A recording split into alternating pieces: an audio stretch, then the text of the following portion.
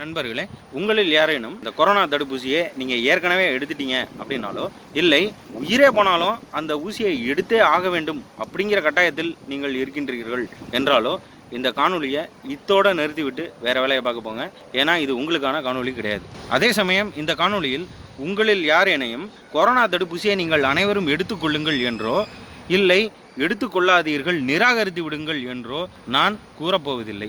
ஆனால் என்னுடைய தனிப்பட்ட முடிவினை மட்டுமே நான் கூறப்போகின்றேன். என்னுடைய முடிவினை பின்பற்றுவதும் நிராகரிப்பதும் உங்களுடைய தனிப்பட்ட உரிமை, தனிப்பட்ட விருப்பம். சரி, விஷயத்துக்கு வருவோம். இன்னைக்கு இந்த கொரோனா வைரஸுக்கான தடுப்பூசியை எதிர்ப்பவர்கள் மத்தியில் ஒரு குருட்டுத்தனமான ஒரு பார்வை ஒன்று இருக்கின்றது. அது எப்படி அப்படின்னு நீங்கள் பார்த்தீங்கன்னா, மக்களே இந்த ஊசியை நீங்கள் போட்டுக்கொண்டீர்கள் என்றால் நம் அனைவரையும் முதலையாக மாற்றி விடுவார்கள், இல்லையேல் நம் அனைவரையும் இந்த ஊசியை வைத்து ஐந்தறிவு பிராணியாக மாற்றுவதற்கு யூதன் திட்டமிட்டு கொண்டிருக்கின்றான் அப்படின்ற மாதிரி முட்டாள்தனமாக பேசக்கூடிய வாதங்களும் இருக்கின்றது. அதே சமயம் இந்த தடுப்பூசியின் ஆதரவாளர்கள் மத்தியில் அங்கேயும் ஒரு குருட்டுத்தனமான நம்பிக்கையும் இருக்கின்றது. அது எப்படி அப்படின்னா இதை பாருங்க. I have like one set of conversations with people and they're saying who's going to be able to get the vaccine? Like, how are we going to roll this out? You know, healthcare workers, essential workers, all this other kind of stuff. And then there's another conversation where people are like, oh, maybe you're not going to want to get it, right? And me, I'm like, I'm really eager. You know, give it to me tomorrow. I don't even care that the FDA is not done. Why is that? You're not worried about side effects? I'm not worried about side effects. Why are you not worried about side effects? Because fever for a couple days. But I mean, what if that's all we know of now? Yeah. But look, long haul COVID survivors. One of the things they're finding is these people have blood clots like many months later. No, I mean I know. It's like a serious but that's thing. just it. Like I would really like to not get COVID. Yeah, sure. So but what if there's I a have a lot similar of situation with the vaccine? What if the vaccine, and this is not outside the realm of possibility, that the vaccine gives some sort of a side effect that's unintended? I mean, I have a lot of confidence in the basic process here with the vaccine development. But this isn't the basic process. This is a completely new process, much faster than any process that we've well, I mean, ever it's an experienced unusually before when it comes rapid to development of vaccines. I mean, it's an unusually rapid development because they have this mRNA. I don't know what that means. இப்படி புதுமையான ஒரு தொழில்நுட்பத்தில் ஒரு தடுப்பூசி வருகின்றது, அதுவும் சரியாக சோதனை செய்யப்படவில்லை. அப்படி வரக்கூடிய ஒரு தடுப்பூசிக்கு நாளைக்கே தடுப்பூசியை கொண்டு வா என் கையில் குத்து அப்படிங்கிறான். இங்கு இதே போன்றுதான் பல அறிவியல் நம்பிக்கையாளர்கள் என்று கூறிக்கொள்பவர்கள் இருக்கின்றார்கள். அதாவது அவர்களை பொறுத்தவரை தடுப்பூசியை நம்பினால் அறிவியல் மீது நம்பிக்கை, WHO சொல்வதை நம்பினால் அறிவியல் மீது நம்பிக்கை என்று நினைக்கின்றார்கள். அதனால இன்னைக்கு நம்ம காணொலியில் நாம் குருட்டுத்தனமான நம்பிக்கைகளை ஒதுக்கி வைத்துவிட்டு ஆதாரங்களுடன் அனைத்தையும் நாம் பார்க்க போகின்றோம். சரி, நான் உங்கள்கிட்ட ஒரு விஷயத்தை ஒன்று சொல்லணும். அது என்னன்னா, நான் ஒரு பொருளை நான் செய்கிறேன்னு வச்சுங்க. அந்த பொருளினை உங்கள்கிட்ட நான் விற்கிறதுக்கு வரேன். இப்பொழுது உங்கள்கிட்ட நான் விற்கும் போது நான் உங்கள்கிட்ட என்ன சொல்லி நான் விற்கிறேன் அப்படின்னா, நண்பா நீ என்னை நம்பு, என் மேலே நம்பிக்கை வச்சு வாங்கிக்கோ அப்படின்னு நான் சொல்கிறேன்னு வச்சுங்களேன். உங்களுக்கு என் மேலே நம்பிக்கை இருந்துச்சு அப்படின்னா அந்த பொருளை நீங்கள் வாங்குவீங்க. இதே வேற எவனோ ஒருத்தன் ஒரு பொருளை ஒன்று செஞ்சுருக்கான், அந்த எவனோ ஒருத்தனை பற்றி எனக்கும் தெரியாது உங்களுக்கும் தெரியாது. ஆனால் நான் என்ன பண்ணுறேன், அந்த எவனோ ஒருத்தன் உற்பத்தி பண்ண ஒரு பொருளினை உங்கள்கிட்ட நான் விற்கிறதுக்கு வரேன். உங்களுக்கு என் மீது இருக்கக்கூடிய நம்பிக்கையை வச்சு அந்த பொருளினை வாங்க முடியுமா? முடியாது. ஏன்னா அந்த பொருளினை நான் உற்பத்தி செய்யவில்லை. ஆனால் ஒரே ஒரு கண்டிஷனில் என்னுடைய பேச்சை கேட்டு நீங்கள் வாங்கலாம். அந்த எவனோ ஒருத்தன் அந்த பொருளை உற்பத்தி செஞ்சான் அப்படின்னு நான் சொன்னேன்ல, அவன் கடந்த காலத்தில் சிறந்த பொருட்களை உற்பத்தி செய்துள்ளான், அவன் மீது மிகப்பெரிய நம்பிக்கை இருக்கின்றது அப்படின்னா அந்த பொருளினை நாம் நம்பி வாங்கலாம். இங்கே இதை எதுக்காக நான் சொன்னேன் அப்படின்னா, இன்றைக்கி பல அலோபதி மருத்துவர்கள் யூடியூப் சேனல் வச்சுக்கிட்டு இந்த தடுப்பூசி கொரோனா தடுப்பூசியா நீங்கள் எடுத்துக்கங்க, இதை பாருங்கள் நான் போய் நேற்றுக்கு தான் குத்திட்டு வந்தேன், நீங்கள் எடுத்துக்கங்க அப்படின்ற மாதிரி சொல்கிறாங்க. இதனால் நான் அலோபதி மருத்துவர்களுக்கு எதிராக நான் பேசுகின்றேன் அப்படின்னு நீங்கள் நினைக்க வேணாம். இன்றைக்கி மருத்துவம் மற்றும் இதன் பின்னே இருக்கக்கூடிய அரசியலையும் புரிந்த அலோபதி மருத்துவர்கள் நிறைய பேர் இதை எதிர்க்கின்றார்கள். ஆனால் இங்கு யார் கண்மூடித்தனமாக ஆதரவு தெரிவிக்கின்றார்கள் அப்படின்னு நீங்கள் பார்த்தீங்கன்னா, அரசியல் ஞானம் இல்லாமல் வெறுமன மருத்துவ ஞானத்தை மட்டும் வைத்து பார்க்கக்கூடிய மருத்துவர்கள். இப்போ இங்கே விஷயம் என்னன்னா, இந்த தடுப்பூசியை அவங்க உற்பத்தி பண்ணல, வேற எவனோ ஒருத்தன் உற்பத்தி பண்ணியிருக்கான், அதை தான் அவங்க நம்பி போட்டுக்கிறாங்க. இப்போ இதை பார்த்து நாமளும் இந்த தடுப்பூசியை போய் எடுத்துப்போமே அப்படின்னு சொல்லி நாம் இறங்குறதுக்கு அந்த தடுப்பூசியை உற்பத்தி செய்கிறான் பாருங்க, அவன் மேலே தான் நம்மளுக்கு நம்பிக்கை தேவை. நம்பிக்கை தேவை அப்படின்னா அவனுடைய கடந்த கால செயல்பாடுகள் நம்பகத்தன்மை உள்ள செயல்பாடுகளாக இருக்க வேண்டும். சரியா இல்லையா? சரி, உடனே நம்ம எல்லாருக்கும் ஒரு சிந்தனை வரும். நான் சின்ன பிள்ளையில சிக்கன் பாக்ஸுக்கு தடுப்பூசி போட்டுக்கிட்டேன், ஸ்மால் பாக்ஸுக்கு தடுப்பூசி போட்டுக்கிட்டேன், போலியோ தடுப்பூசி போட்டுக்கிட்டேன், எல்லாத்தையும் போட்டுக்கிட்டேன். இந்த தடுப்பூசி எல்லாத்துக்கும் எனக்கு ஒன்றுமே ஆகலை, நல்லா தான் இருக்கேன் அப்படின்னா இது எல்லாத்தையும் நான் நம்பி போட்டுக்கிட்ட மாதிரி வரப்போகிற இந்த கொரோனா தடுப்பூசியை நான் நம்பி போட்டுக்கிறேனே அப்படின்னு சொல்லி நமக்கு ஒரு சிந்தனை வரலாம். இங்கே விஷயம் என்ன அப்படின்னு நீங்கள் சரியாக புரிஞ்சுக்கணும். அது என்னன்னா, நாம் நினைக்கக்கூடிய இந்த பெரியம்மை தடுப்பூசியோ இல்லை சின்னம்மை தடுப்பூசியோ இல்லை போலியோ தடுப்பூசியோ இவை அனைத்தும் தயாரிப்பதற்கு குறைந்தது 10 வருடங்களாவது ஆனது. சரியா? பல சோதனைகள், லாங் டேர்ம் டெஸ்டிங், எத்தனையோ டெஸ்டிங் பண்ணி அத்தனை சோதனைகளை கடந்து வந்த தடுப்பூசிகள் இவை. அதனால உங்களுக்கு இந்த பாதிப்புகள் ஏற்படுவதற்கான வாய்ப்புகள் ரொம்ப கம்மி. ஏன்னா பல சோதனைகளை கடந்து வந்த தடுப்பூசிகள் அவை. ஆனால் இந்த கொரோனா வைரஸ் தடுப்பூசிக்கும் மற்ற தடுப்பூசிகளுக்கும் என்ன வித்தியாசம் அப்படின்னு நீங்கள் பார்த்தீங்கன்னா, வரலாற்றிலேயே உலகத்திலேயே முதன்முறையாக mRNA வகையான தடுப்பூசிகள் இதுதான். இது வரைக்கும் mRNA தடுப்பூசி மனிதர்களுக்கு எந்த ஒரு விதத்திலும் முயற்சி செய்யப்படவில்லை. இதுவே முதன்முறை. அதே சமயம் நம்ம இந்தியாவில் பயன்படுத்தக்கூடிய தடுப்பூசி வேற ஒரு தொழில்நுட்பம் கொண்ட ஒரு தடுப்பூசி. ஆனால் உலகத்தில் பெரிதளவு பயன்பாட்டில் இருக்கக்கூடிய கொரோனா வைரஸ் தடுப்பூசி என்ன நீங்கள் பார்த்தீங்கன்னா mRNA வகை. அதே சமயம் இதுக்கு முன்னாடி இருந்த கொரோனா வைரஸை சார்ந்த வேறு வகையான வைரஸுகளுக்கு எந்த ஒரு தடுப்பூசியும் வந்ததில்லை. இதுவே முதன்முறை. சரியா? அதே சமயம் இந்த தடுப்பூசி லாங் டேர்ம் சைடு எஃபெக்ட்ஸ், அதாவது நெடு நாட்கள் கழித்து ஏற்படும் பக்க விளைவுகளுக்கு சோதனை செய்து முடிக்கப்படாத ஒரு தடுப்பூசி. ஏன்னா நெடு நாட்கள் இன்னும் ஆகவில்லை. அதே சமயம் ஃபெர்டிலிட்டி டெஸ்டிங்கும் இன்னும் முடியல. முதல் முறையாக புது வகையான ஒரு விஷயத்தை முயற்சி செய்கின்றார்கள் அப்படின்னா சிறந்த முறையில் அது சோதிக்கப்பட்டிருக்க வேண்டும். ஆனால் 1 வருடத்துக்குள்ள அப்படி ஒரு சிறந்த முறையில் சோதனை செய்து இருப்பதற்கான வாய்ப்புகள் இல்லை. சரி, இந்த காணொலியில் நம்ம என்ன பார்க்க போகிறோம் அப்படின்னா வரலாறை பற்றி பார்க்க போகிறோம். வரலாற்றில் இதே போல் வியாதி பரவல் பேண்டமிக் அப்படின்னு சொல்லி வந்த சமயத்தில் உடனடியாக அவசரமாக தடுப்பூசி கொண்டு வரப்பட்டது. அப்படி உடனடியாக தயாரிக்கப்பட்டு போதிய சோதனையின்றி வந்த தடுப்பூசிகளினால் என்னென்ன பிரச்சனைகள் ஏற்பட்டது அப்படிங்கிறத இந்த காணொலியில் நாம் பார்க்க போகின்றோம். பார்க்கலாம். 1976 அமெரிக்காவின் ஃபோர்ட் டிக்ஸ் அப்படிங்கிற ஒரு இடத்துல ஒரு இராணுவ மையம் ஒன்று இருக்குது. அந்த இடத்தில் பிரைவேட் டி லூயிஸ் அப்படிங்கிற ஒரு இராணுவ வீரருக்கு ஒரு வியாதி ஏற்பட்டு உயிரிழக்கின்றார். அதை தொடர்ந்து அந்த நபருக்கு சோதனை செய்யப்பட்டு அவருக்கு பன்றி காய்ச்சல் இருப்பதாக தீர்மானிக்கப்பட்டது. அந்த சமயத்தில் அமெரிக்காவில் இருந்த ஆட்சியாளர்கள் என்ன சொன்னாங்க அப்படின்னா, 1918 ஏற்பட்ட ஸ்பானிஷ் ஃப்ளூ அப்படிங்கிற ஒரு தொத்துனால பல மில்லியன் மக்கள் உலகம் பூரா இறந்தார்கள். அந்த தொத்துக்கான அதே வைரஸ் தான் இந்த பிரைவேட் டி லூயிஸ் அப்படிங்கிற இராணுவ வீரருக்கும் இருந்தது அப்படிங்கிற மாதிரி சொல்லி இந்த வியாதி மக்கள் மத்தியில் பெரிதளவு பரவி 1918 ஏற்பட்ட சம்பவத்தினை போல் மீண்டும் நடந்து விடாமல் இருப்பதற்காக அனைத்து அமெரிக்க மக்களுக்கும் இதற்கான தடுப்பூசியை போட்டாக வேண்டும் அப்படின்னு சொல்லி ஆரம்பிச்சாங்க. This virus was the cause of a pandemic in 1918 and 1919 that resulted in over 500,000 deaths in the United States, as well as 20 million deaths around the world. இதற்கான தடுப்பூசி செய்யக்கூடிய நடவடிக்கைகள் எல்லாம் நடத்தப்பட்டது. விரைவாக தடுப்பூசி செய்யப்பட்டு பயன்பாட்டிற்கு வந்தது. இப்போ அந்த தடுப்பூசி வந்தவுடன் அந்த நேரத்தில் இருந்த அமெரிக்க ஜனாதிபதியாகிய ஜெரல்டு ஃபோர்டு அவரும் மக்கள் முன்னாடி அந்த தடுப்பூசியை போட்டுக்கிட்ட மாதிரி காமிச்சுக்கிட்டாரு. அதே சமயம் மக்கள் மத்தியில் பிரபலமாக இருக்கக்கூடியவர்களை, அதாவது செலிபிரிட்டிஸ்ன்னு சொல்லுவாங்கள்ல, அவர்களை வைத்து இந்த தடுப்பூசியை மக்கள் மத்தியில் பெரிதளவு ப்ரொமோட் பண்ணாங்க. இப்போ நீங்கள் பார்க்குறீங்களே, இந்த நபரும் ஒரு பிரபலம். இப்படி தான் மக்கள் மத்தியில் இந்த தடுப்பூசியை பிரபலப்படுத்தினாங்க. Thus, the U.S. government's publicity machine was cranked into action to urge all America to protect itself against the swine flu menace. Influenza is serious business. During major flu epidemics, millions of people are sick and thousands die. Well, this year you can get protection. The vaccines are safe, easy to take, and they can protect you against flu. So roll up your sleeve. Protect yourself. இப்போ இந்த தடுப்பூசியை போட ஆரம்பித்து குறுகிய காலத்திலேயே அமெரிக்க மக்கள் மத்தியில் மிகப்பெரிய பக்க விளைவுகள் ஏற்பட்டது. அதில் முக்கியமாக ஒன்று சொல்லணும் அப்படின்னா கெயின் பேரே சிண்ட்ரோம் அப்படின்னு ஒன்று சொல்லுவாங்க. அந்த கெயின் பேரே சிண்ட்ரோம் அப்படிங்கிறது என்னென்னா, நரம்பு மண்டலத்தில் ஏற்படக்கூடிய ஒரு பாதிப்பு. இந்த பாதிப்பு ஏற்பட்ட மனிதர்களுக்கு கை கால் செயலிழந்து விடலாம், இல்லையேல் உயிரே போயிடலாம். இப்போது இதே மாதிரி ஆயிரக்கணக்கான மக்களுக்கு இந்த பாதிப்புகள் ஏற்பட்ட காரணத்தினால் அமெரிக்க மக்களில் 25% இந்த தடுப்பூசியை போட்ட நிலையில் இந்த தடுப்பூசி நிறுத்தப்பட்டது. இதில் நீங்கள் பார்க்குறீங்களே, இந்த பெண்மணியும் இந்த தடுப்பூசியை போட்டுக்கொண்ட நபர்களில் இவரும் ஒருத்தர். இந்த பெண்ணுக்கு இந்த தடுப்பூசி போட்ட பின்னர் கெயின்-பாரே சிண்ட்ரோம் வந்து இவரின் கால்கள் செயலிழந்து விட்டது.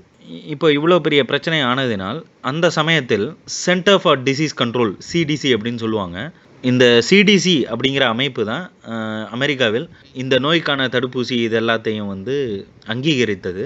அந்த சமயத்தில் சிடிசியோட தலைமை பொறுப்பில் இருந்தவர் யார் அப்படின்னு நீங்கள் பார்த்தீங்கன்னா டேவிட் ஸ்பென்சர். இப்போ நீங்கள் பார்க்குறீங்களே, அவர் தான் டேவிட் ஸ்பென்சர். அவர்கிட்ட போய் நிருபர்கள் போய் கேட்குறாங்க, நீங்கள் அமெரிக்க மக்களுக்கு இதுக்கான தடுப்பூசியை போட ஆரம்பித்த சமயத்தில் உலகம் முழுக்க எத்தனை நபர்களுக்கு இந்த பன்றி காய்ச்சல் ஏற்பட்டது அப்படின்னு கேட்குறாங்க. அதுக்கு அவர் என்ன சொல்கிறாரு, உலகம் முழுக்க பல கேசஸ் ரிப்போர்ட் பண்ணப்பட்டுச்சு, ஆனால் எதுவுமே உறுதி செய்யப்படலை அப்படின்னு சொல்கிறாரு. Dr. David Spencer, then head of the CDC, the Center for Disease Control in Atlanta, is now in private industry.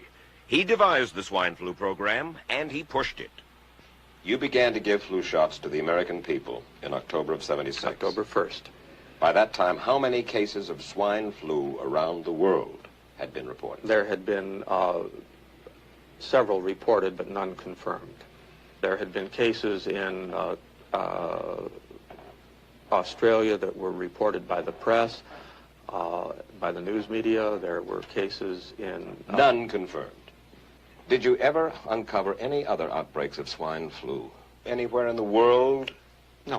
இதில் என்னென்னா, இந்த தடுப்பூசி வெளியான சமயத்தில் மக்கள் எல்லாருக்குமே வந்து ஒரு ஃபார்ம் மாதிரி ஒன்று கொடுத்தாங்க. அந்த ஃபார்மில் வந்து இந்த தடுப்பூசியால் ஏற்படக்கூடிய பக்க விளைவுகள் மற்றும் இது சோதனை செய்யப்பட்டதா அது எல்லாத்தையும் வந்து அந்த ஃபார்மில் கூறியிருந்தார்கள். அந்த சமயத்தில் பலருக்கு தெரியாமல் போன ஒரு விஷயம் என்ன அப்படின்னா, இந்த ஃபார்மா நிறுவனங்கள் இந்த தடுப்பூசியை வெளியிட்ட பின் வேறு ஒரு தடுப்பூசியினை உருவாக்கி இருக்கின்றார்கள். அந்த தடுப்பூசியின் பெயர் X53A. அந்த X53A தடுப்பூசி தான் மக்களுக்கு பயன்பாட்டிற்கு கொண்டு வரப்பட்டது. அந்த தடுப்பூசி சோதனை செய்யப்பட்டதா அப்படின்னு கேட்குறாரு நிருபர். அதுக்கு இவர் என்ன சொல்கிறாரு, தெரியல அப்படிங்கிற மாதிரி சொல்கிறாரு. It was up to the CDC to come up with some kind of official consent form, giving the public all the information it needed about the swine flu shot. This form stated that the swine flu vaccine had been tested. What it didn't say was that after those tests were completed, the scientists developed another vaccine, and that was the one given to most of the 46 million who took the shot. That vaccine was called X53A. Was X53A ever field tested? I can't say. I would have to... It wasn't. I don't know. Well, I would think that you're in charge of the program. I would have to check the records. I haven't looked at this in some time. இப்போ அடுத்து இந்த பெண்ணுக்கிட்ட என்ன கேட்குறாங்க, இந்த தடுப்பூசி போடுறதுக்கு முன்னாடி உங்கள்கிட்ட ஒரு ஃபார்ம் ஒன்று கொடுத்துருப்பாங்க. அந்த ஃபார்மில் வந்து என்னென்ன பக்க விளைவுகள் ஏற்படும் அப்படிங்கிறத எழுதி இருந்திருப்பாங்க. அந்த ஃபார்மில் உங்களுக்கு ஏற்பட்ட இந்த பக்க விளைவு, அதாவது இந்த கால் செயலிழந்து போணுச்சுல்ல, அந்த பக்க விளைவு அதில் கூறப்பட்டு இருந்ததா அப்படின்னு கேட்குறாங்க. அதுக்கு இந்த பெண்மணி என்ன சொல்கிறாங்க, காய்ச்சல் மற்றும் ஊசி போட்ட இடத்துல ஒரு வலி, இந்த மாதிரி சாதாரண விஷயங்களை தவிர வேற எந்த ஒரு பக்க விளைவும் அதில் கூறப்படவில்லை அப்படின்னு சொல்கிறாங்க. The information form, the consent form, was also supposed to warn people about any risks of serious complications following the shot. But did it? No, I had never heard of any reactions other than a sore arm, fever, this sort of thing. அப்புறம் அவர்கிட்ட கேட்குறாங்க, இந்த தடுப்பூசியை போட்டால் நரம்பு மண்டலத்தில் பாதிப்புகள் ஏற்படும் அப்படின்னு உங்களிடம் யாரும் கூறவில்லையா அப்படிங்கிற மாதிரி கேட்குறாங்க. அதுக்கு அவர் இல்லை அப்படின்னு சொல்கிறாரு. உங்களுக்கு மைக்கேல் ஹேட்விக் அப்படிங்கிறத பற்றி தெரியுமா அப்படின்னு கேட்குறாங்க. அதுக்கு அவர் வந்து தெரியும் அப்படின்னு சொல்கிறாரு. மைக்கேல் ஹேட்விக் அப்படிங்கிறவர் யார் அப்படின்னா, அந்த சமயத்தில் சிடிசியில் வேலை பார்த்த ஒரு நபர்.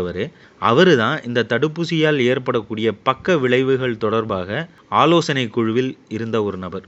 அவர்கிட்ட போய் கேட்குறாங்க, இந்த தடுப்பூசியை போட்டால் நரம்பு மண்டலத்தில் பாதிப்புகள் ஏற்படும் அப்படிங்கிறது உங்களுக்கு தெரியுமா தெரியாதா அப்படின்னு கேட்குறாங்க. அதுக்கு அவர் தெரியும் அப்படின்னு சொல்கிறாரு. அதுக்கப்புறம் உங்களுடைய மேலிடத்தில் இதை நீங்கள் தெரிவித்தீர்களா அப்படின்னு கேட்குறாங்க. அதுக்கு அவர் என்ன சொல்கிறாரு, ஆமாம் நான் தெரிவித்தேன் அப்படின்னு தான் சொல்கிறாரு. மேலும் நிருபர்கள் என்ன சொல்கிறாங்கன்னா, உங்களுடைய மேலிடத்தில் இருக்கக்கூடியவர்கள் நீங்கள் வந்து இது தொடர்பாக அவர்களுக்கு தெரிவிக்கவில்லை அப்படின்னு சொல்கிறாங்க அப்படின்னு அவர்கிட்ட சொல்கிறாங்க. அதுக்கு அவர் என்ன சொல்கிறாரு, அது ஒரு பொய் அப்படின்னு சொல்கிறாரு. Did anyone ever come to you and say, you know something, fellas?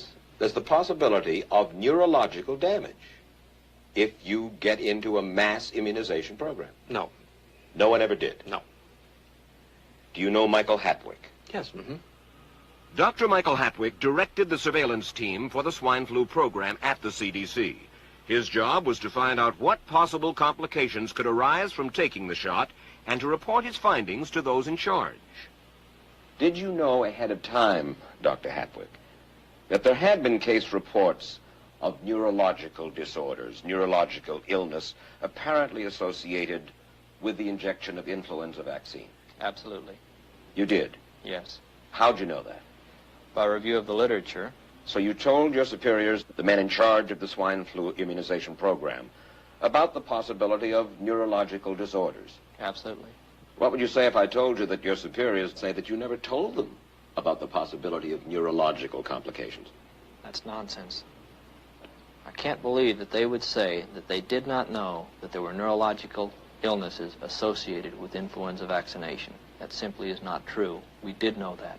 இப்போ அடுத்தது இவர்கிட்ட என்ன கேட்குறாங்க, நீங்கள் அமெரிக்க மக்களை இந்த தடுப்பூசி போடுவதற்கு ஊக்குவிப்பதற்காக சில விளம்பரங்கள் நீங்கள் செஞ்சீங்க. அந்த விளம்பரத்தில் அமெரிக்க அதிபர் ஜெரல்ட் ஃபோர்ட் அவர்கள், ஹென்ரி கிசிஞ்சர், எல்டன் ஜான், மேரி ஆகிய பிரபலங்கள் இந்த தடுப்பூசியை போட்டு கொண்டார்கள் அப்படிங்கிற மாதிரி விளம்பரங்கள்லாம் நீங்கள் செஞ்சீங்களே, இந்த விளம்பரங்களை செய்வதற்கு முன் இவர்கள் அனைவரும் தடுப்பூசியை உண்மையாகவே போட்டு கொண்டார்களா அப்படிங்கிறத உறுதி செய்தீர்களா அப்படின்னு கேட்குறாங்க. தெரியல அப்படின்னு சொல்கிறாரு. அதுக்கப்புறம் இந்த விளம்பரத்தில் பயன்படுத்தப்பட்ட ஒரு பிரபலம் யார் அப்படின்னா மேரி அப்படிங்கிறவங்க. அந்த மேரிகிட்ட போய் கேட்குறாங்க, உங்களின் பெயர் இந்த தடுப்பூசி தொடர்பான விளம்பரத்தில் பயன்படுத்தப்பட்டுள்ளது. நீங்கள் தடுப்பூசி போட்டு கொண்டதாக அந்த விளம்பரத்தில் கூறப்படுகின்றது. நீங்கள் உண்மையாக தடுப்பூசி போட்டுக்கிட்டீங்களா அப்படின்னு கேட்குறாங்க. அதுக்கு மேரி இல்லை அப்படின்னு சொல்கிறாங்க. உங்களின் பெயரை இந்த விளம்பரத்தில் பயன்படுத்துவதற்கு உங்களிடம் அனுமதி வாங்கினார்களா அப்படின்னு கேட்குறாங்க. அதுக்கும் இல்லை அப்படின்னு சொல்கிறாங்க. Swine flu vaccine has been taken by many important persons, he wrote. Example, President Ford, Henry Kissinger, Elton John, Muhammad Ali, Mary Tyler Moore, Rudolf Nureyev, Walter Cronkite, Ralph Nader, Edward Kennedy, etc., etc. True? I'm not familiar with that particular piece of paper, but I do know that at least of that group, President Ford did take the vaccination. Did you talk to these people beforehand to find out if they planned to take the shot? I did not know. Did anybody? I do not know. Did you get permission to use their names in your campaign? I do not know. Mary, did you take a swine flu shot? No, I did not. Did you give them permission to use your name saying that you had or were going to? Absolutely not. Never did. பார்த்தீங்களா எப்படிப்பட்ட ஒரு பொய் பிரச்சாரம் செய்யப்படுகின்றது அப்படின்னு. இப்போ இந்த பிரச்சனை நடந்து முடிந்து பல ஆயிரம் குடும்பங்களில் பலர் பாதிக்கப்பட்டனர். இதில் பாதிக்கப்பட்டவர்கள் அனைவரும் வழக்கினை தொடர்ந்தனர். இதில் பாதிக்கப்பட்ட இந்த பெண்மணி இருக்காங்களே, இவங்க அமெரிக்க அரசிடம் $12 மில்லியன் நஷ்ட ஈடு கேட்டு வழக்கு தொடர்ந்துருந்தாங்க. ஆனால் அந்த வழக்கை பற்றி அவங்க என்ன சொல்கிறாங்க அப்படின்னா, அது காலகாலமாக இழுத்து கொண்டே செல்லுகின்றது அப்படின்னு வருத்தமாக கூறுகின்றார். It's been 3 years now since you fell ill with GBS, right? Right. Has the federal government, in your estimation, played fair with you about your claim? No, I don't think so. It seems to be dragging on and on and on, and really no end in sight that I can see at this point. ஆக மொத்தத்தில் யாரோ ஒரு இராணுவ வீரருக்கு ஒரு வியாதி இருந்தது அப்படிங்கிறதை காரணம் காட்டி பெரும் ஊடகங்களை வைத்து இது ஒரு மிகப்பெரிய வியாதி பரவலாக மாறிவிடும், லட்சக்கணக்கான மக்கள் இறந்து விடுவார்கள் அப்படின்னு மக்கள் மனதில் அச்சத்தையும் பீதியையும் உண்டாக்கி தடுப்பூசியை உடனடியாக தயார் செய்து பலருக்கு போட்டு ஆயிரக்கணக்கான மக்களுக்கு உடல் ரீதியான பிரச்சனைகள் ஏற்பட்டு இறுதியாக இந்த பன்றி காய்ச்சல் உறுதிபட இந்த உலகத்தில் எத்தனை பேருக்கு வந்துச்சு அப்படின்னு கேட்டதுக்கு சிடிசியோட தலைமை பொறுப்பில் இருக்கக்கூடிய டேவிட் ஸ்பென்சர் என்ன சொல்கிறாரு, பல கேசஸ் ரிப்போர்ட் ஆனிச்சு, ஆனால் எதுவுமே உறுதி செய்யப்படவில்லை அப்படின்னு சொல்கிறார். இது எவ்வளோ பெரிய குற்றம் பாருங்கள். சரி, உடனே நம்ம நினைக்கலாம் அது என்னென்னா 1976 நடந்த சம்பவம். அதே சமயம் இதுலேருந்து உலக சுகாதார மையம் நிறைய கற்றுக்கிட்டு இருந்திருப்பாங்க. அதனால் மீண்டும் இப்படிப்பட்ட தவறுகள் ஏற்படாமல் அவர்கள் பார்த்து கொள்வார்கள் அப்படின்னு நம்ம நினைக்கலாம். இப்போ 2009 ஒரு பன்றி காய்ச்சல் ஏற்பட்டது. அதுவும் பேண்டமிக், அதாவது பன்னாட்டு வியாதி பரவல், அதான் பேண்டமிக். அந்த சமயத்தில் ஊடகங்கள் இந்த பன்றிக் காய்ச்சல் பேண்டமிக்கை பற்றி பெரிதளவு பேசினாங்க. அதுக்கப்புறம் அந்த பன்றிக் காய்ச்சலுக்காக தடுப்பூசி பலருக்கு உடனடியாக தயார் செய்யப்பட்டது, பலருக்கு இந்த தடுப்பூசி செலுத்தப்பட்டது. இந்த தடுப்பூசியினை அமெரிக்க ஜனாதிபதியாகிய பராக் ஒபாமா பத்திரிகையாளர் முன்னிலையில் எடுத்துக்கொண்டதாக காண்பிக்கப்பட்டது. அப்படி போடப்பட்ட தடுப்பூசியால் மீண்டும் பல மக்களுக்கு நரம்பு மண்டல பாதிப்பு ஏற்பட்டது.